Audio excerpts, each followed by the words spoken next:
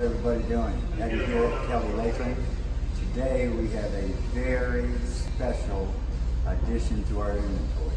1979 El Camino SS. Come with me. Body off, full restoration. Straight as an arrow down the side. New 350, 400 horsepower. Brand new interior, quicksilver shifter. This is a full body off restoration, powder coated frame, Koi 17-inch wheels, obviously dual exhaust,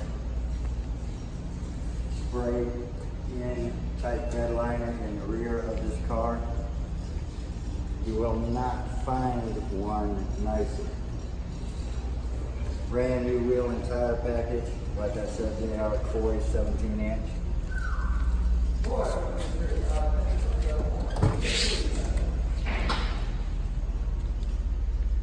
We do have full documentation on the restoration front to back.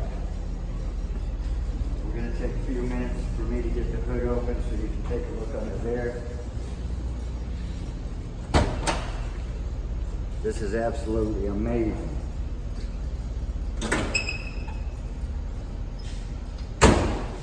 Give them a nice close-up in there, Candace. March pulley system. Electronic injection. Not the old carburetors.